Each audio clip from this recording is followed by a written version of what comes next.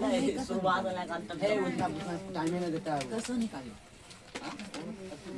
Video हमको दिया था, ठीक है, हमको पीडीएफ दिया था, हम पीडीएफ गए वहाँ पर पहला क्वेश्चन सुन ना, फोन पे के बता यहाँ पे 10 टका, यहाँ पे कैसे कितना मांगा पता है? 1 टका 20 टका, इतना का 20 टका। बाहर जगह के लड़े बता काला ले बोले रे आसमान पर गाड़ी है। 4 टका पूरा हाला याद करते पूरा का 200 दिमाग खराब हो जाएगा। सब सारा सब चल। देखिए class 10 subject geography, class 10 subject geography का आज 2 क्वेश्चन, सॉरी 1 क्वेश्चन, इसमें क्वेश्चन लिखा गया उपयोगिता के आधार पर संसाधन के कितने वर्ग होते हैं। कभी कभी क्वेश्चन ये पूछ देता है कि उपयोगिता के आधार पर संसाधन के कितने वर्गों में बांटा गया। कभी कभी ये भी पूछ देता है कि उपयोगिता के आधार पर संसाधन के कितने रूप होते हैं। तो कितने रूप होते हैं? 2 रूप होते हैं। उपयोगिता के आधार पर संसाधन के 2 वर्ग होते हैं। कौन कौन? एक नवीकरणीय संसाधन, दूसरा क्या है? अनवीकरणीय संसाधन।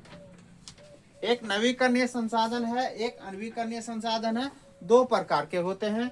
इस थ्योरी को यदि देख लीजिएगा तो ऑब्जेक्टिव इससे खुद ब खुद क्लियर हो जाएगा। अब क्या है नवीकरणीय संसाधन? वैसे संसाधन जिनमें भौतिक, रासायनिक या यांत्रिक प्रक्रिया के द्वारा नवीकृत मतलब फिर से उसे प्राप्त कर सकते, नवीकृत या पुनः मतलब दोबारा पुनः प्राप्त किए जा सकते हैं। अब जैसे में दिया है सौर ऊर्जा, आज देख रहे हैं सूर्य ऊर्जा जो दे रही है आज से दे रही है, प्राचीन काल से दे रही है, अभी तक खत्म हुई है।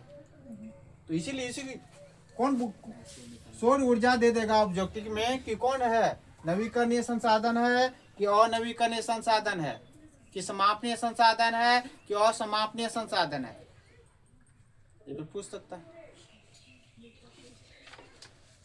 2 एग्जांपल दे दिए।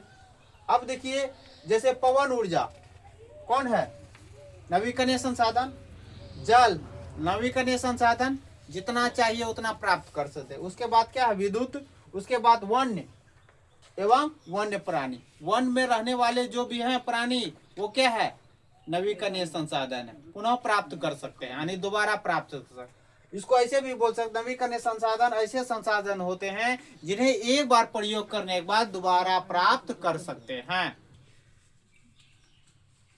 दूसरा में चलते हैं अनवीकरणीय संसाधन, ऐसे संसाधनों का विकास लंबी अवधि या समय में जटिल प्रक्रियाओं के द्वारा होता है।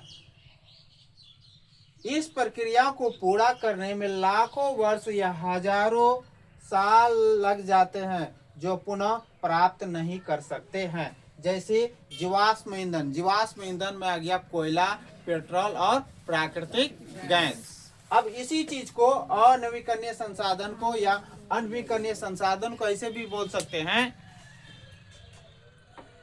अनवीकरणीय संसाधन को ऐसे भी बोल सकते हैं एक बार प्राप्त करने के बाद दोबारा प्राप्त नहीं किया जा सकता क्योंकि वह समापनीय संसाधन है।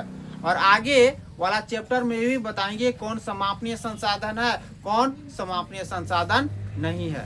वो लास्ट वाला 6ठा या 7वां चैप्टर में आप लोग को बताएंगे। Thank you.